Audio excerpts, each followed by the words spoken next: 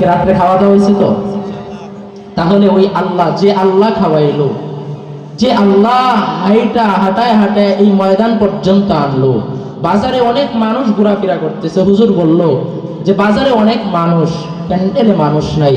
তো এখানে আপনাকে আমাকে যে আল্লাহ আপনাকে আমাকে হাঁটার শক্তি দিল, কান দিয়া শ্রবণ করার শক্তি দিল, চোখ দুইটা দিয়া আমাকে দেখার মতো সুযোগ করে দিল, ওই আল্লাহর দরবারে কালিমাতুর শুকর আদায় করতে বুঝি কষ্ট হচ্ছে। এখন যদি একটা চা দেয়া যদি বলা হতো, এই যে বর্তমানে যে ইলেকশন চলবে আগামী 7 তারিখে মনে হয় সদরে, তো ওইটার স্লোগান যখন বলা হয় যে চাকা চাকা চাকা ভাইয়ের হাজারো নাকি নাম, অমুক ভাইয়ের চরিত্র ফুলের মতো পবিত্র, নামাজ পড়ে না 1 ওয়াক্ত, গাঞ্জা টানে 5 ওয়াক্ত, আছে না নাই? এমন যখন বলি, ওটা বললে মনে হয় সব হয় 1000 2000। আল্লাহর নবী বলেন এই উম্মত হায়াত পাবে অল্প, আমরা হলো নিগ্রা উম্মত, অর্থাৎ শেষ জামানার শেষ উম্মত, আমরা হলো আনলিমিটেড উম্মত। আল্লাহর নবী বলেন এই উম্মত আমল করবে কম কিন্তু সওয়াব পাবে বেশি। যদি কোনো উম্মত একবার সুবহানাল্লাহ বলে, আসমান জমিনের মাঝখানের জায়গাটা নেক দ্বারা ভরপুর হয়ে যায়।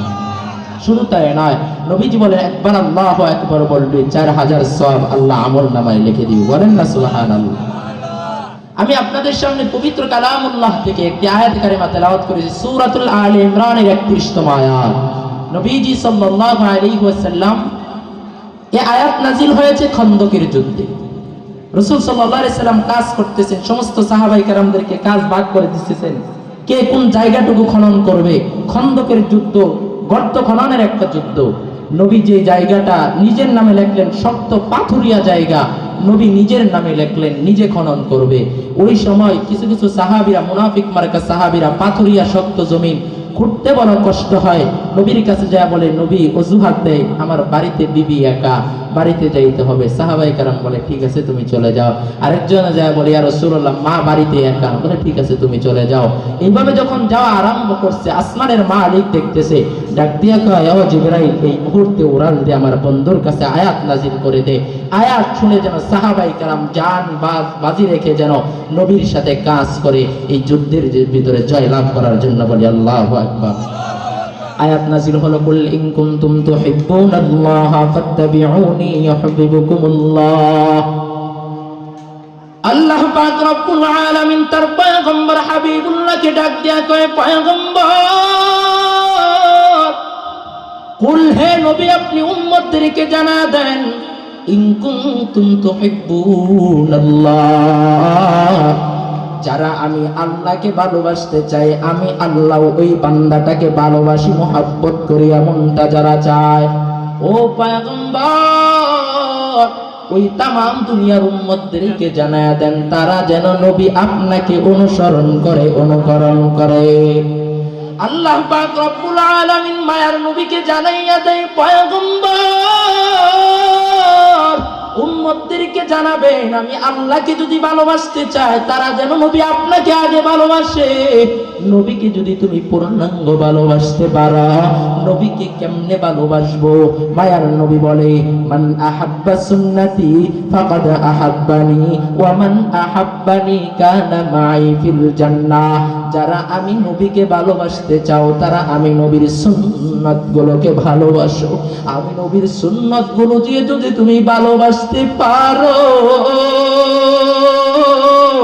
তারা আমি নবীকে ভালোবাসা হবে। আর আমি নবীকে যদি তোমরা ভালোবাসতে পারো, আল্লাহকে ভালোবাসা হয়ে যাবে। আল্লাহ বলে, যারা আমি নবীর সুন্নতকে ভালোবাসতে পারবা, কানা মাই ফিল জান্নাহ, আমি নবী কথা দিলাম, তাদেরকে ছাড়া আমি নবী জান্নাতে ঢুকবো না। এ মুসলমান, আজকে যখন ফজরের নামাজ পড়াইতে মসজিদে গেলাম, ফজরের নামাজের আগ মুহূর্তে কিতাব মুতালা করতে গিয়া দেখলাম নবীর 63 বছর জিন্দেগি পরে দেখলাম এমন ইতিহাস আর কোথাও পাওয়া যায় না, কোথায় পাওয়া যায় না। মুফাসসিরিন কেরাম বলে গেলেন, ও দুনিয়ার মানুষেরা ভালো করে শোনো, এমন থেকে কিছু মুসলমান আসলো নবীর দরবারে। নবীর দরবারে আসিয়া পয়গম্বরকে ডাক দিয়া কয়, পয়গম্বর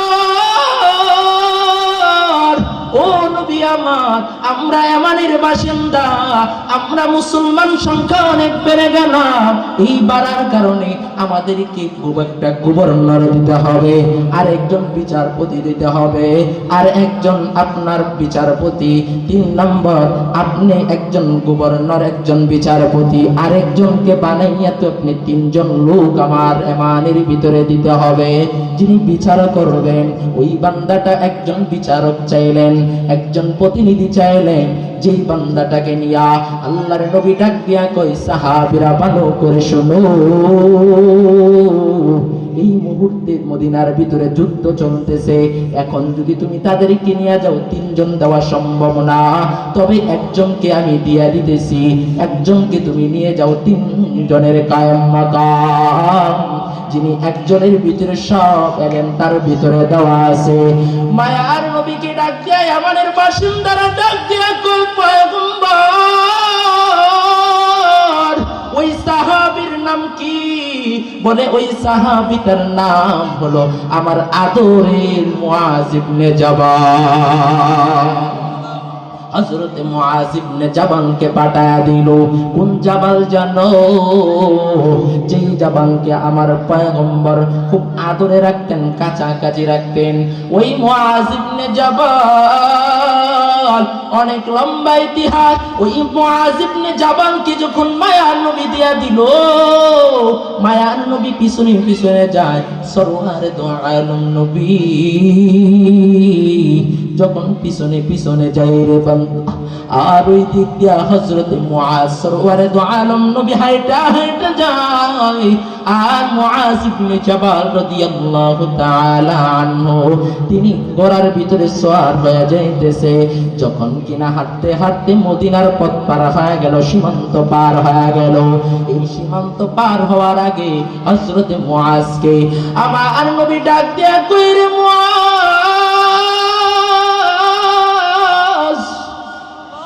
ও মুআজ রে, এই মুহূর্তে জিবরাইল আমার কাছে আসছে। জিবরাইল আমার কাছে এসে বলতেছে, মুআজ রে, তোর সাথে আমার আর কোনোদিন দেখা হবে না, আমার সাথেও তোর আর কোনোদিন দেখা হবে না। আজকে ঘটনাটা পড়তে গিয়া চোখের পানি আর ধরে রাখতে পারলাম না। মায়ার নবীর সাহাবী হযরত মুআজ, মায়ার নবী ডাক দিয়া কই, রে মুআজ, একটু পিছনের দিকে তাকা, কারণ তোমার সাথে আমার আর কোনোদিন দেখা হবে না রে মুআজ। কারণ হলো জিবরাইল আমাকে আয়েশা বলছে, তুমি আমাকে আর দেখতে পারবা না, আমিও তোমাকে দেখতে পারবো না। এই কথা শোনা মাত্র হযরত মুআজ বেহুশ হয়ে উটের উপর থেকে মাটির ভিতরে পড়ে গেছে রে মুসলমান। হযরত মুআজ পড়িয়া গেল, মায়ার নবী যা বুকের ভিতরে জড়ায়া ধরছে। মায়ার নবী যখন মায়ার নবী মুআজকে ধরছে, হযরত মুআজ চোখটা খুলিয়া তাকায়া দেখে মায়ার নবীর বুকের ভিতরে হযরত মুআজ হাউমাউ করে কান্না করে আর ডাক দিয়া কই, পয়গম্বর, আপনাকে আমি আর দেখতে পারবো না, আপনিও আমাকে আর দেখতে পারবেন না গো নবী আমার। তাহলে আপনি আমাকে এত দূরে কেন পাঠায় দিবেন গো নবী আমার? হযরত মুআজের চোখের পানি জর জর জর জর করে পড়ে।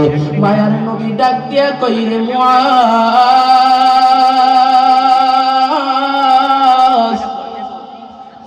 আজ থেকে বুঝি তুমি আমাকে দেখতে পারবা না, আমি তো মদিনায় থাকবো, এটা তো বেশি দূর না, তুমি ইয়ামানে চলে যাইবা। হযরত মুআজ ডাক দিয়ে কই, পয়গম্বর, আপনি মদিনার ভিতরে থাকবেন, আমাকে আপনার কাছ থেকে এত দূরে কেন সরায়া দিলেন গো নবী আমার? কারণ হলো আপনি আমাকে এত দূরে সরায়া দিলেন, আপনার সাথে কত সাহাবীরা থাকবে, আপনার সাথে কত সাহাবায়ে কেরাম আপনার পিছনে নামাজ পড়বে, তারা না জানি কত ভাগ্যবান, কত দরদি মানুষ হয়ে যাবে, আপনার পিছনে নামাজ আদায় করবে। আমি তো আর পিছনে আপনার পিছনে নামাজ আদায় করতে পারবো না, আমাকে এত দূরে কেন পাঠায়া দিতেছেন গো নবী আমার? মায়ার নবী ডাক দেয়া কই, মুআজ, কেবলমাত্র আমি নবী থাকবো মদিনায়, আর মুআজ তুমি থাকবা ইয়ামানে। এটা বেশি দূরে নয়, বরং এমন কিছু উম্মত দুনিয়ার জমিনে আসবে, আমি মরে যাওয়ার পরে 1000 বৎসর পরে তারা জন্মগ্রহণ করবে। তারা আমি নবীকেও দেখবে না, কিন্তু তাদের ভিতরে আমি নবীর সুন্নাত থাকবে, আমি নবীর মুহাব্বত তাদের ভিতরে বেশি থাকবে। যেই কারণে মুআজ, তোমার অন্তরের ভিতরে এই পরিমাণ মায়া জন্মায়া গেছে।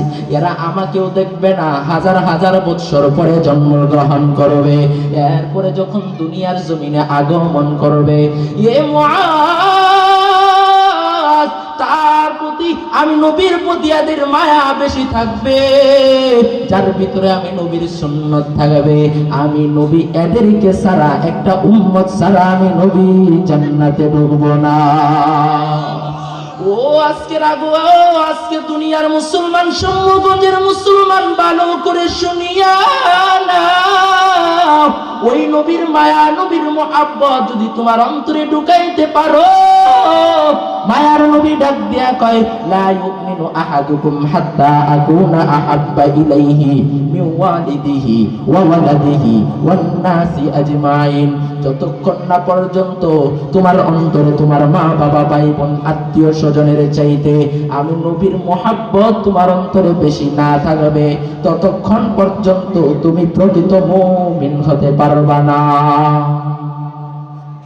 যতক্ষণ না পর্যন্ত তোমার অন্তরে তোমার মায়া, দুনিয়ার সবচেয়ে তোমার অন্তরে তোমার মা বাবা তোমার ভাই বোনের চাইতে যতক্ষণ পর্যন্ত বেশি না হবে রে, ততক্ষণ পর্যন্ত তুমি প্রকৃত মুমিন হতে পারবা না। এবার তুমি চিন্তা করো, তুমি কত বড় আশিক রাসূল হয়েছ, তোমার ভিতরে নবীর সুন্নাত কতটুকু আছে, তোমার ভিতরে নবীর মায়া কি পরিমাণ আছে। অথচ সাহাবায়ে কেরামের দিকে তাকাইয়া দেখো, সাহাবায়ে কেরাম জীবনটাকে বাজি রাখছে এক জায়গায়, আর ডাক দিয়া কয়, তামাম দুনিয়া একদিকে যাবে, নবীর মুহাব্বত আমার অন্তরে সবচেয়ে বেশি থাকবে।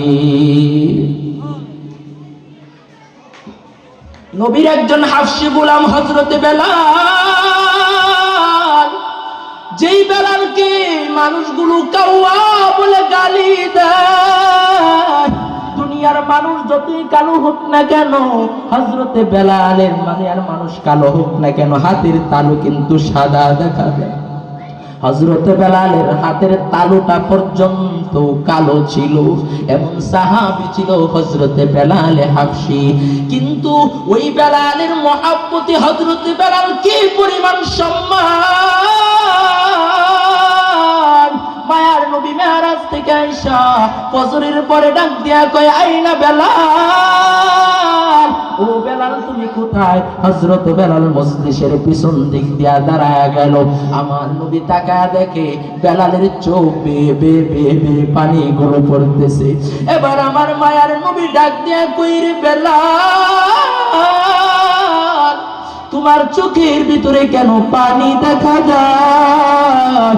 হযরতে বেলাল ডাক দিয়া কই, নবী আমার, আমার চোখের ভিতরে পানি হলো আপনি যখন কোন লম্বা সফর থেকে আসলেন, আসার পরে তো হয়তো আবু বকর নয়তো ওমর নয়তো ওসমান নয়তো আলীর মতো নয়তো আবু হুরায়রার মতো সলিলুল কদর সাহাবীদেরকে ডাকতেন, হঠাৎ করে আমি বেলালকে আজকে কেন ডাকলেন? না জানি কোন অপরাধ করে ফেলেছি। মায়ার নবী বেলালকে ডাক দিয়া কই, রে বেলাল, না রে বেলাল, না, তুমি এমন কোন অপরাধ করো না। ও বেলাল, আমি যখন কালকে জান্নাত জাহান্নাম ভ্রমণ করতেছিলাম, জান্নাত ভ্রমণ করার সময় হঠাৎ আমার সামনে সামনে খরমের আওয়াজ পাইলাম, পরিচিত জুতার পায়ের আওয়াজ পাইয়া আমি জিবরাইলকে জিজ্ঞেস করলাম, জিবরাইল, এই পরিচিত জুতার পায়ের আওয়াজটা কার? জিবরাইল আমাকে ডাক দিয়া কই, পয়গম্বর, এটা হলো আপনি সাহাবী বেলালের জুতার পায়ের আওয়াজ। আল্লাহু আকবার, জুড়ে বলো। ও নবীর আশিক উম্মতের দল, ওই সাহাবায়ে কেরাম নবীর জন্য কি পরিমাণ মহব্বত বেড়ে গেল। নবীর সাহাবায়ে কেরাম বুদত, নবীর সাহাবায়ে কেরাম কি পরিমাণ নবীকে ভালোবাসলো, কি পরিমাণ নবীর সুন্নতের মালাটা গলায় দিয়া দিল। ওই নবীর সাহাবায়ে কেরাম নবীকে এই পরিমাণ ভালোবাসতো। আহারে তাকায়া দেখো উহুদের যুদ্ধের বিষয় আপনারা জানেন। আমার নবী ডাক দেয়া কই, কারা যাইবা উহুদের ময়দানের জন্য দাঁড়াইয়া যাও, নামগুলো সাহাবায়ে কেরাম লেখাও। নামগুলো লেখাইতেছে। হঠাৎ একজন মহিলা কোলের দুধের বাচ্চাটাই না নবীকে ডাক দেয়া কই, পয়গম্বর এই যে বাচ্চাটার নামটা আপনি উহুদের যুদ্ধের জন্য লিখে দেন। আল্লাহু আকবার। আমার মায়ার নবী ডাক দিয়া কই, রে মহিলা ভালো করে শুনিয়া নাও, এই যুদ্ধের জন্য আমি যাব, শক্তিশালী মানুষের প্রয়োজন, তুমি দুধের বাচ্চা দিয়া দিতেছো কেন?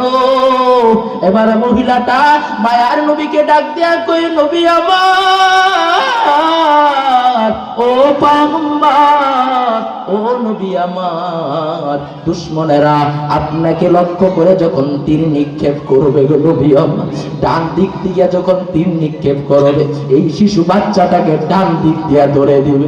আবার যখন বেঈমানেরা সামনে দিয়া যখন কোনো বেঈমান তীর নিক্ষেপ করবে ওই বাচ্চাটাকে সামনে দিয়া ধরে দিবেন। আল্লাহু আকবার। আবার যখন পিছন দিয়া তীর নিক্ষেপ করবে বাচ্চাটাকে পিছনে দিয়া ধরে দিবেন। এরপরেও নবী আপনার শরীরে যেন কোনো আঘাত না লাগে, কারণ আমার স্বামী জিহাদের ময়দানে শাহাদাত বরণ করেছে। ও নবী আমার, আপনি যুদ্ধ যাবেন, আমিও যাওয়ার মতো অনুমতি নাই, এই জন্য ছোট বাচ্চাটার নামটা আপনি লেখা দেন। মায়ার নবী যুদ্ধের জন্য চলে গেল। যুদ্ধ করতে করতে মায়ার নবীর দান মুবারক শহীদ হয়ে গেল। এ নবীর আশিক, এ সম্মুখগঞ্জের মুসলমান যুবক ভাই ভালো করে শুনিয়া নাও, নবীর আশিক রাসূল কারে কয়? আমার নবী সাল্লাল্লাহু আলাইহি ওয়াসাল্লাম যুদ্ধ করতেছে, এমনি কে জানি মদিনার অলিতে গলিতে আওয়াজ দিয়া দিছে, এই দিক দিয়া হযরতে বেলাল আল্লাহু আকবার আল্লাহু আকবারের ধ্বনি দিয়া আযান দেয়। এমনি মদিনার অলিতে গলিতে খবর হয়ে গেছে নবী নাই, আমার নবী দুনিয়ার জমিনে নাই। বেলাল আযান ফালাইয়া উহুদের ময়দানে দৌড়ায়। মানুষগুলো ডাক দিয়া কই, রে বেলাল,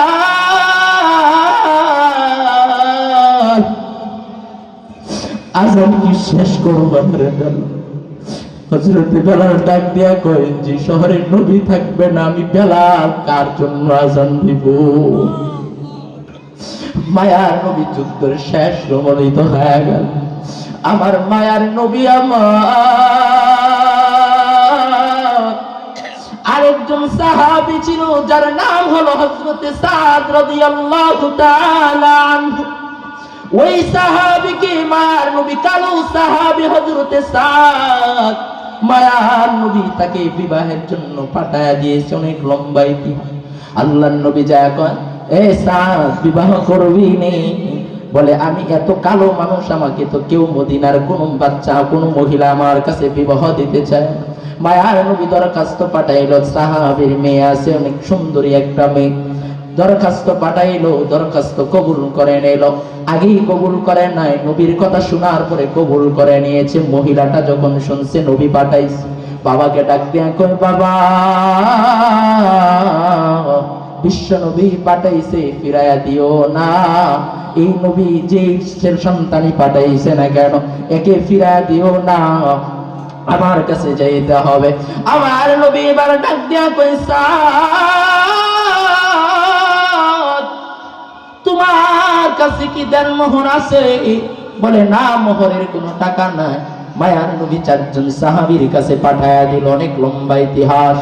চারজনে একটু একটু করে 100 দিরহাম দিয়া প্রায় 600 দিরহাম, 400 দিরহাম দিয়া যখন বিবাহের মহারণা দিল, বাকি টাকা নিয়া হযরতে সাদ যখন রওনা দিল বিবাহের বাজারের জন্য। হযরতে সাদ বিবাহের বাজারের জন্য বাজার করে মুসলমান, এমনি মদিনার বাজারের ভিতরে আওয়াজ নবী নাই। হযরতে সাদ বাজার সারিয়া তো দোকানদারকে ডাক দিয়া কই, দোকানদার ভাই, ও দোকানদার ভাই, তোর বাড়ি আসিনি, তোর বাড়িটা কলে কেন?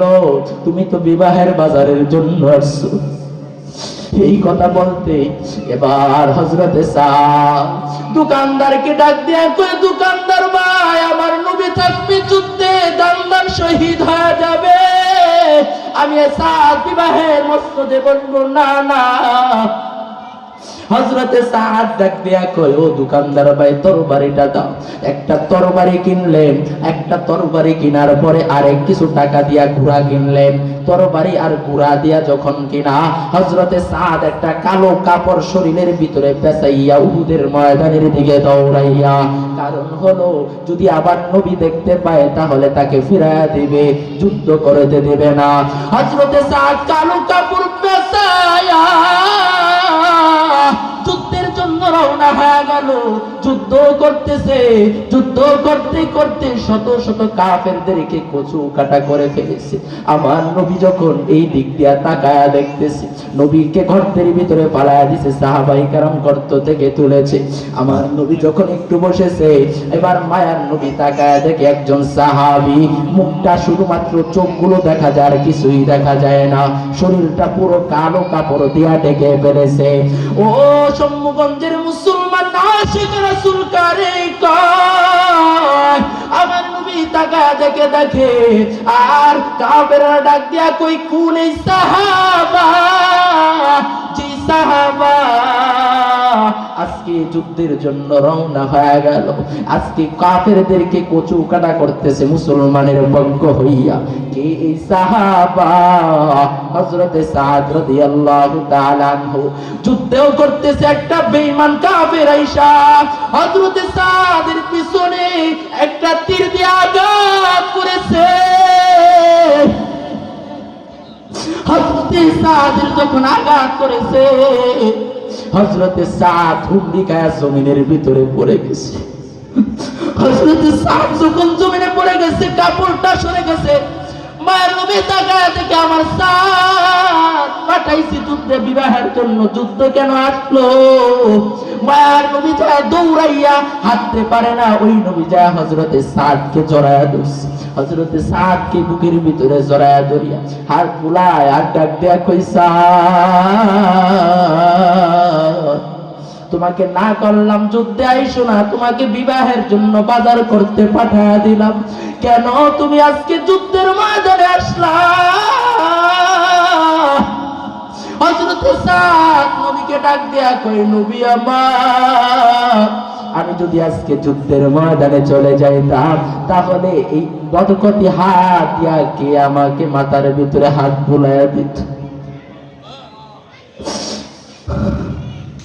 কে বরকতি হাত দিয়ে আমাকে হাত বুলাইয়া দিত গো?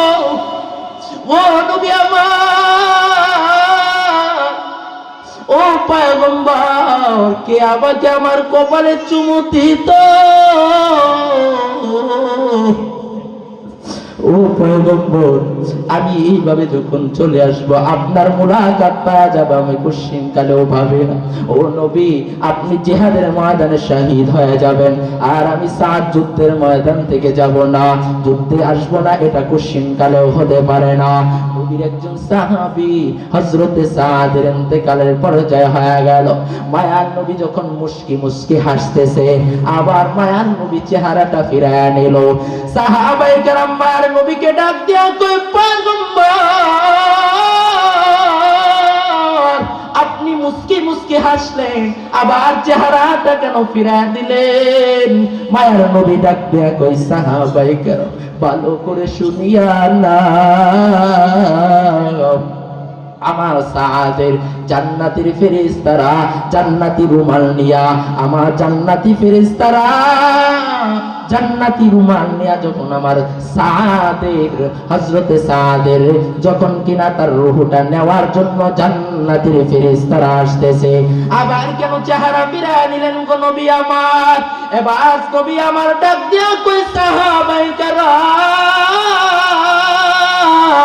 ও সাহাবায়ে কেরাম, আমার সাথ বিশ্ব সুন্দরী মেয়েরাইকা যুদ্ধের ময়দানে আসছে আমি নবীর মহব্বতে, এই জন্য জান্নাতের হুরেরা এইভাবে আসতেছে, দৌড়ে যখন জান্নাতের হুরেরা আসতেছে আমার সাথকে মারহাবান মারহাবান বলে নিমন্ত্রণ জানানোর জন্য, ওই সময় ওই হুরদের যখন জোরে হাঁটা শুরু করছে, হাঁটু থেকে কাপড় উপরে উঠে গেছে, এই দৃশ্য দেখা আমি নবী হাসতে আরম্ভ করেছিলাম, আমি নবী চেহারা ফিরায় নিছি। আল্লাহু আকবার।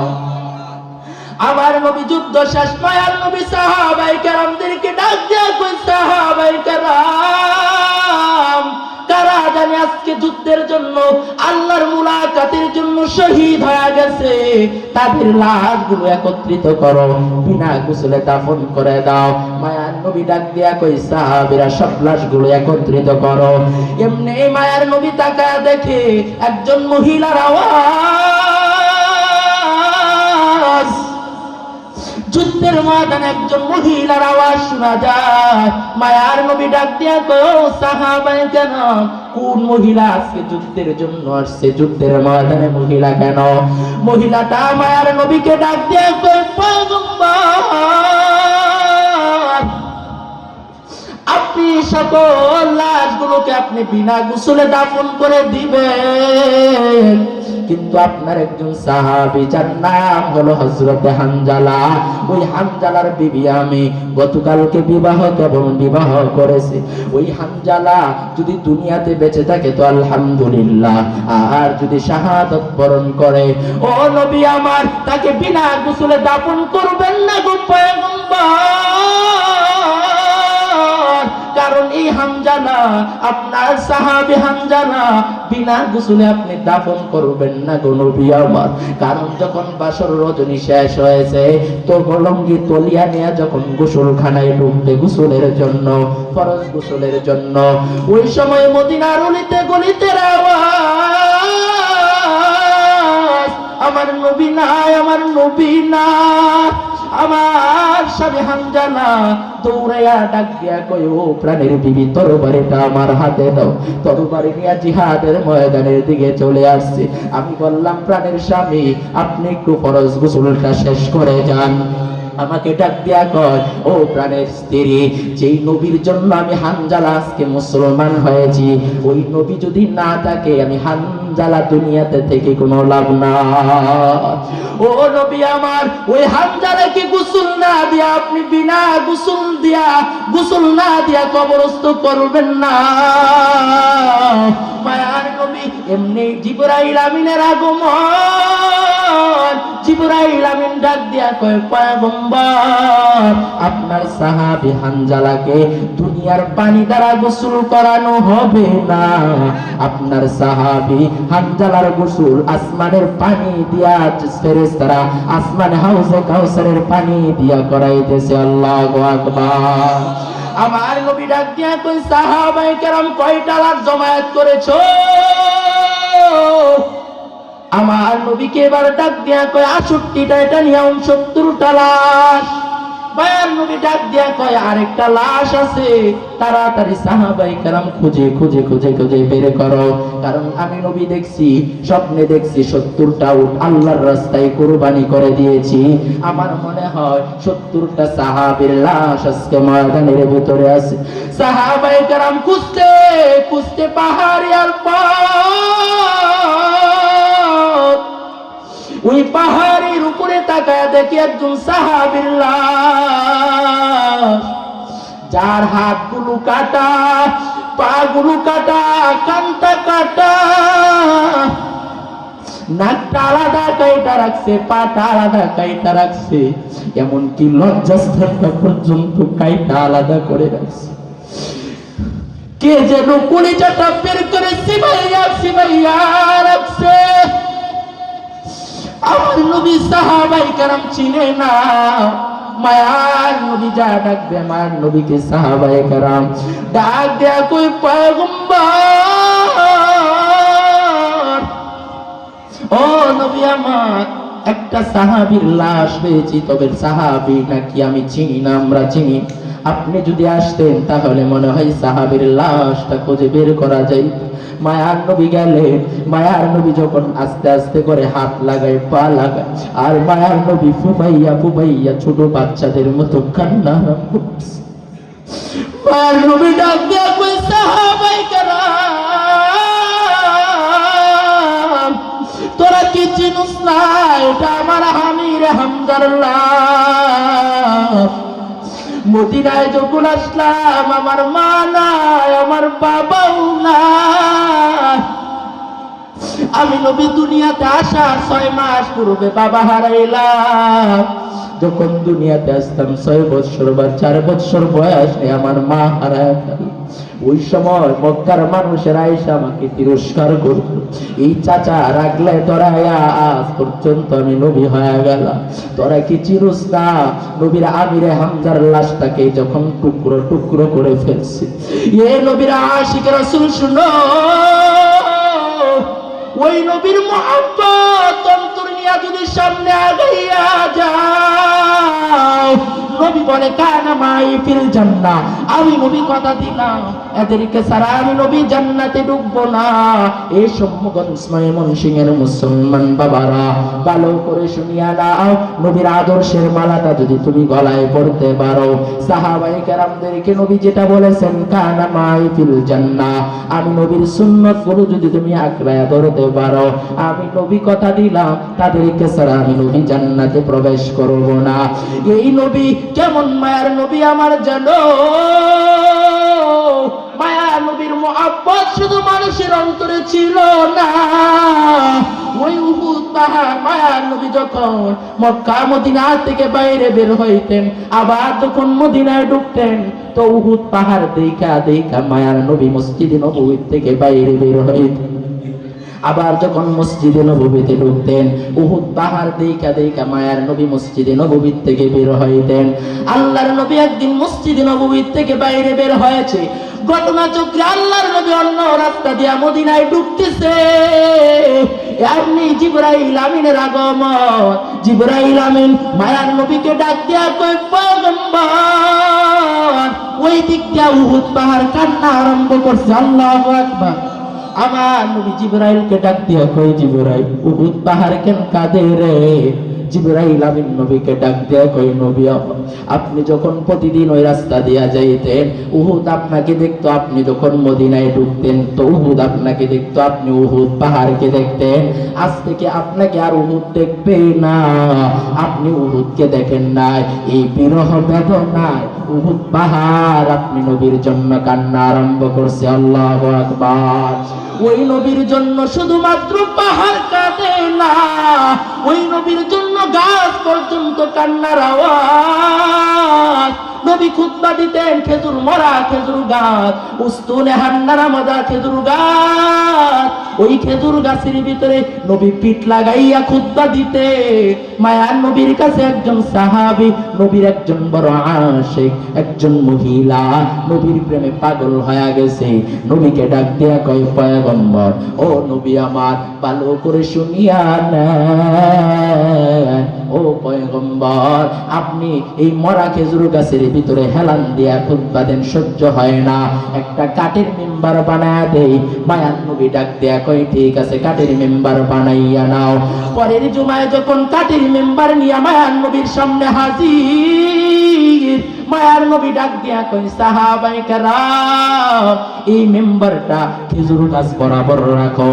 যখন খেজুর গাছ বরাবর রাখা হলো, মায়ার নবী যখন খেজুর গাছ ওই মেম্বারের ভিতরে পা দিবে দিবে, এমনি দেখে কি যেন কান্নার আওয়াজ। মায়ার নবী ডাক দিয়া কই সাহাবায়ে কেরাম, কে ছোট বাচ্চার মতো হাউমাউ করে কান্না করে? দেখে উটের বাচ্চার মতো কান্না করে। কোন সাহাবী তাকায়া দেখে, সাহাবায়ে কেরাম বলে নবী আমার, কোন সাহাবী তো কাঁদে না। হঠাৎ মায়ার নবী লক্ষ্য করে দেখে মরা খেজুর গাছের ভিতর থেকে কান্না আসতেছে। বলি আল্লাহু আকবার। এবার আমার মায়ার নবী খেজুর গাছকে ডাক দিয়া কই, খেজুর গাছ কেন কান্না করো? ও খেজুর গাছ কেন কান্না করো? খেজুর গাছ আল্লাহকে ডাক দিয়া কয়, আল্লাহ যদি নবী জানতো আমি নবীকে, আমি খেজুর গাছ নবীকে কতটুকু মহব্বত করি, তাহলে এই খেজুর গাছকে ফালাইয়া নবী অন্য মেম্বারে খুতবা দিত না। ও আল্লাহ আমার জবান খুলে দাও। খেজুর গাছের জবান খুলে দিল। মায়ার নবী ডাক দিয়া কই, খেজুর গাছ কেন কান্না করো? এবার খেজুর গাছ ডাক দিয়া কই, নবী আমার, আপনি প্রতিদিন আমার পিঠে, আপনার পিঠটা আমার ভিতরে দিয়া, আমার ভিতরে দিয়া আপনি হেলান দিয়া খুতবা দিতেন। আজ থেকে আপনি আর খুতবা দিবেন না গো নবী আমার। এই বিরহ বেদনায় আমি খেজুর গাছ কান্না আরম্ভ করেছি। আব্দুল্লাহ ইবনে আব্বাস ডাক দিয়া কই, এই খেজুর গাছের ভিতর থেকে ছোট বাচ্চাদের মতো হাউমাউ করে কান্নার আওয়াজ বের হয়েছে। মায়ার নবী ডাক দিয়া কই, খেজুর গাছ চিন্তা করবি না, তোর জন্য আমি নবী দোয়া করে দেব। ও খেজুর গাছ, তুই সারাটা বছর মসজিদে নববীতে থাকবি, ওই কিনারায় থাইকা তুই আবার মরা খেজুর গাছ জীবিত হবি, আবার তুই খেজুর দিবি, সারা বছর খেজুর দিবি। আমার উম্মতেরা তামাম দুনিয়া থেকে এসে তোর গাছের খেজুর খাবে। এরপরেও খেজুর গাছের কান্না থামে না। আমার নবী এবার ডাক দিয়া কয়, ও খেজুর গাছ শুনো, আমি নবী কথা দিলাম, আমি তোকে নিয়া জান্নাতে যাব। খেজুর গাছের কান্না থাইমা গেছে। শুধুমাত্র মুসলমান নবীর সুন্নাত নাই না যদি জান্নাত পারো, শুধুমাত্র খেজুর গাছ একটু মহব্বত থাকার কারণে, খেজুর গাছ নবীর সাথে মহব্বত লাগার কারণে খেজুর গাছ জান্নাতি হয়ে গেছে। উহুদ পাহাড় নবীর জন্য কান্নার আওয়াজ। আর তুমি আমি ওই নবীকে ভালোবাসতে জানি না, ওই নবীর মহব্বত তোমার আমার ভিতরে নাই। ও আজকে সম্মগঞ্জের মুসলমান বাবারা, পায়ে হাত দিয়া ধরি, আজকে একটা নবীর সুন্নত ছাড়বা না? রাজি আছো তো ইনশাআল্লাহ? আজ থেকে নবীর সুন্নত ছাড়বো না ইনশাআল্লাহ। আল্লাহ যেন সবাইকে কবুল করেন, বলেন আমিন। আজকের মাহফিলকে কবুল করেন, বলেন আমিন। আমরা যেন নবীর সুন্নত তরিকায় জিন্দেগি রাঙাইতে পারি। আল্লাহ যেন আমাদেরকে নবীর সুন্নত তরিকায় আর হাত টান টান করে তোলেন। আল্লাহ আমাদের মদিনার জন্য সবাইকে কবুল করেন, বলেন আমিন। নবীর সুন্নত তরিকায় যেন জিন্দেগি চালাইতে পারি। আল্লাহ আপনি আমাদের সবাইকে কবুল করেন। নবীর আশিক রাসূল হয়া যেন প্রকৃতপক্ষে শরীরে রক্ত যদি দিতে হয় নবীর আশিক রাসূল হব। তামাম দুনিয়ার জমিনে নবীর আশিক রাসূল নামে জিলাপি হব না। নবীর আশিক রাসূল হয়ে আমরা যেন দুনিয়া থেকে বিদায় হতে পারি। আল্লাহ যেন আমাদের সবাইকে কবুল করেন। ওয়া আখিরু দাওয়ানা আনিল হামদুলিল্লাহি রাব্বিল আলামিন। সকলের সুস্বাস্থ্য কামনা করে